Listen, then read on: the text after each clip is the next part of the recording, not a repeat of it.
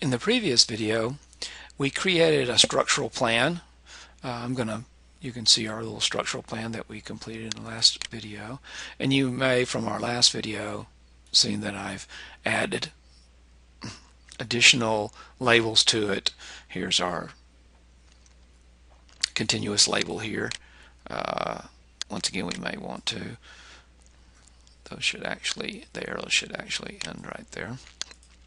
And so we've seen we're using arrows here to point to those elements. And I'm going to kind of fix some of this. And we could go back and fix it. We've got some dimensions on it telling us the size of the bay. This is probably on the wrong side, so I'm going to fix those dimensions real quick. Put them over here. I think that makes sense to be over here more so than the other side. So there we go, and our overall dimension. Then I can come back and I can delete those dimensions there. And I just selected and hit the delete key to do that. So this looks pretty good. You know, we've got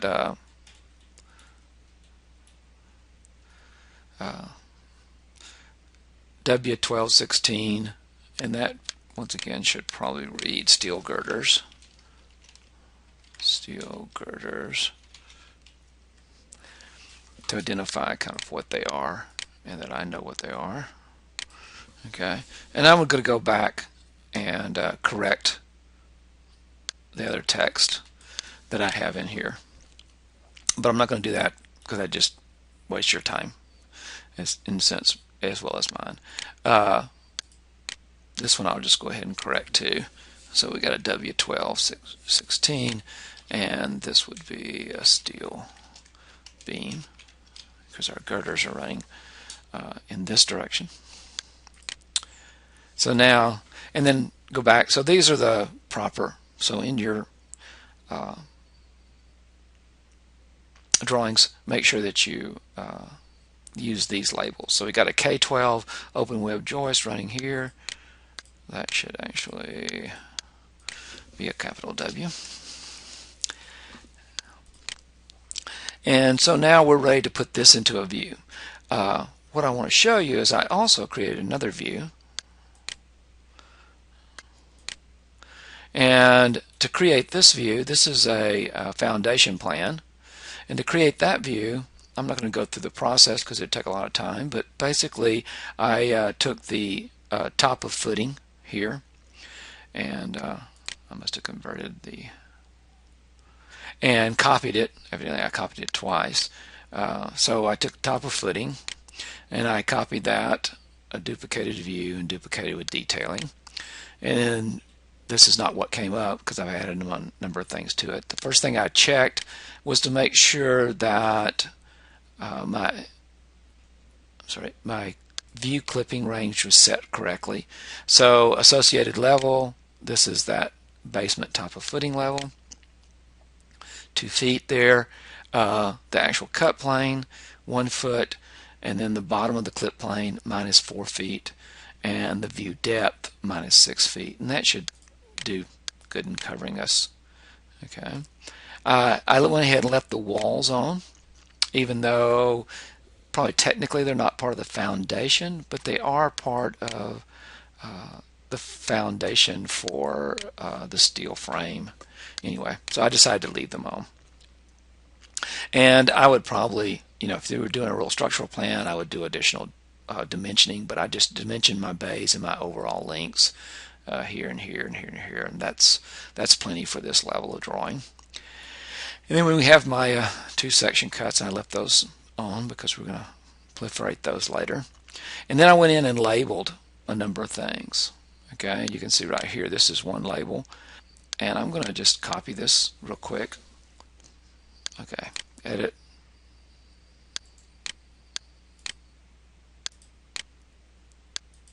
There. Okay, how I change these leaders up to do these types of things. Okay, so I'm right up here are all the leaders. Once you've done a text and you've got a leader in there, this is called a leader right here. Then we can subtract leaders, and what I'm going to do is just subtract all the leaders on this so that just we have text now without any leaders. I'm going to select that, and then you're going to see right here a series of leader options I have. We used a curved leader earlier on the structural plan, the typical structural plan, the second floor structural plan. Here I used a straight leader, okay, and I'm going to just add a straight leader on here, and you'll see that there's this little break right here. And so if I come in here and I break that and then point this at something, I can come back now and do exactly what I did right here, right? Also, I can hit the plus sign on this side, and if this is broken, what it'll do is it'll add another leader off of that break. So now I've got 2 leaders off that break. If I go over here and I add a leader, I'm going to add a leader to that side, and I point that at something, and I add it without breaking there, okay, then it's going to do it from this point rather than from this point. Now I can make those by putting them on top of each other, and now, so that's how I created all these different leaders here. You may also see that I added dots in here, and I'm going to select this text, and instead of arrows, what I did is I copied 3/32 Arial, okay. I took that type, I edited the type and duplicated it, so I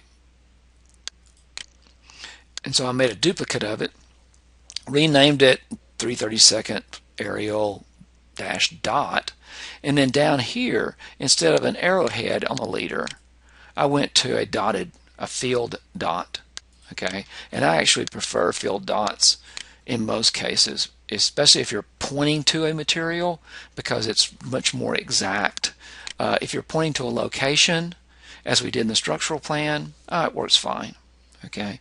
And actually it's better for that. So here I'm pointing to actual items, that like the 36 by 36 inch by 18 inch concrete column footing right there. So I'm pointing to that, and same thing with the column here, I'm pointing to it, and the grade beam I'm pointing to it. So putting the dot on there easily identifies that. I'm going to go back to my other. Here I'm setting a range, which it makes sense to use an arrow and not dots in that case. And here I just like the arrow and the appearance of the arrow in this case, and also I wanted to show you the difference between a dot and an arrow. Okay, so now we're ready to put this into our sheet. So I'm going to go over here and open up our sheet that we created in 14, and we've got AO1 building typology, and I'm going to put these 2 views in it. And there's 2 or 3 ways to do that. Probably the simplest is just to come over here, click on the second floor structural plan and drag it over, okay. And then I'm going to go to the foundation plan here and drag it over, okay, and get it in place. And there's a couple of things that are not correct. First of all, the boundary, or a cutting boundary here, is showing, and I don't want that to happen, so I'm going to turn that off. Same thing here. So let's turn that off. And to turn that off, you do that in the view. So I could go to the view, or I could double click on the view, and that makes this view active. And when you're in an active view, now you're working on that view, not on the sheet, but on the view. And so if I come in here and say, oh, okay, turn the hide crop region off, okay, and notice now that hide crop region has been turned off. Now, to get out of this mode, so that we're back to the sheet, I have to go in here and say deactivate the view, okay, and it wants me to save the project, and sure, I'll go ahead and save it. And then the same thing here, I want to do the same thing. I'll double click, let's go into here, make sure this is, oh, it's cropped, it is, okay, and so we're in good shape there. Once again, you know, I can move these around. I'm going to deactivate this view. Okay. I have this text that I don't need. I should have gotten rid of that. I'm going to double click again, get in here, delete that text because I don't need that. And when I do that from this view, it's actually updating that foundation view that we used earlier, and I can show you. So anything you're doing in one view as far as moving an object, deleting or adding text, in this case you're doing it within that view. And so let's deactivate the view again. Then you'll notice it puts this title in here, and later on I can show you how to change the nature of this title. This is a default kind of template. You'll see that these aren't lined up. You'll also see maybe those look pretty, no, they're not quite in line. I'm going to go into annotation here and click on detail line and draw me a detail line from here to here. Oh yeah, okay, so those are pretty lined up. So that's good. I might want to adjust these so that the bubbles are the same distance or whatever, but one thing I definitely want is these labels to be the same. So I'm going to show you how to move those. So if I just want to move those, you click on it when you're in a sheet, and then you can move it in relationship to the existing view.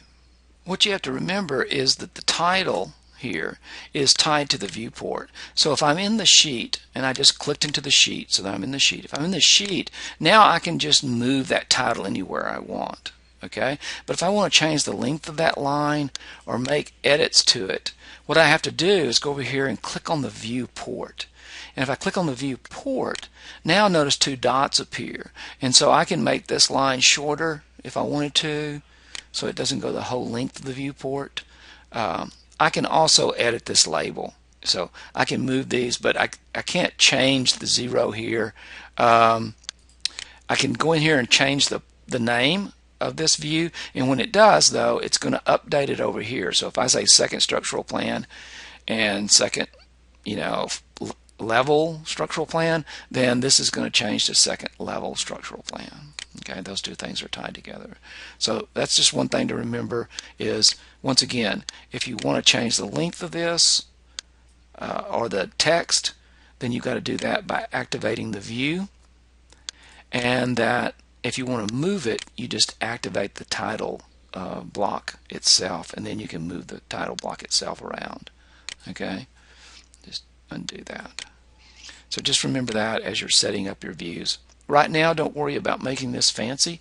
I'll show you how to do that if you really want to do that. Let's just get these two views in, and then we'll move on to the next, which is putting in a wall section.